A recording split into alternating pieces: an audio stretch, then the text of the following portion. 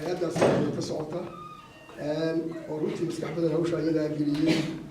saad la socotaan hawsha ah istiraatiijiga horumarinta guddiga doorashooyinka Puntland oo ah baahi weyn aan u qabnay sidaa darteed waxaanu maanta halka kusoo gabagabaynaynaa hawshii aanu 4 casharkan u fadhinay waxaan kaloo u mahadnaqayaa oo mahad weyn u dhaqayaa hay'adda Safewell BDRC iyo Bunsa oo hawshan muddaba qayb weyn ka qaadanayay iyo ka qaybgalayaasha runtii maskaxaad fiican geliyay hawshan oo dad aad u fiican oo lagu kalsoonaan kara ah wax badan meel fiican la gaarsiiyay hawsha iyada iyo qolada saxaafadda media oo aan rabno inay mar walba hawsha halkaa ka sii wadaan ay mar walba nagala qaybgalaan maadaama hawshani process socda uu yahay oo aan maanta kaliya uusan ku ekayn shirkiina saas loogu xiran yahay siduu inoo sheegay ayaa muhiimadu hawshan ma aha hawl 4 cisho oo keliya lagu soo koobi karay waxa weeyaan hawl aad u ballaaran weeye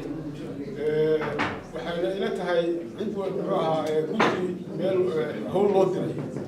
waa inuu horta samaystaa dugti uu ku shaqayn lahaa iyo muxuu ahaa siduu ku shaqayn lahaa iyo habka uu qaban lahaa iyo waqti uu qaban lahaa iyo natiijada uga soo bixi doonto uu sii malaawaalo runtii gudoomiyuhu sida uu sheegay waxa weeye hawshan muddo ayay soo socotay waxaan ku yiraahdaa abaalka waxa iska leh intii ka soo shaqaysay oo ay ugu horeeyaan Bunsa Safewell iyo guddiga doorashooyinka oo runtii culays badan xoog saaray geliyay dad khubaro ah oo runtii aad iyo aad arrinta ugu taageer أنا الدنيا واو civil society بسم الله waxaad loo leeyahay mahadin waxaan maleeyaa labadaydii walaalahay iga horeeyay ayaa dhamaystiray kaliya waxaan ku daray wada hadal badnin waxa weeye arrintan aynu halka ku haynay oo aad iyo aad qiimo badan loona baahna in mar hore ay wax bilowdaan oo meel wanaagsan la gaarsiiyo haddana ay tahay meel fiican meesha laga ambaqaaday aad iyo aad baan u ogaadinayaa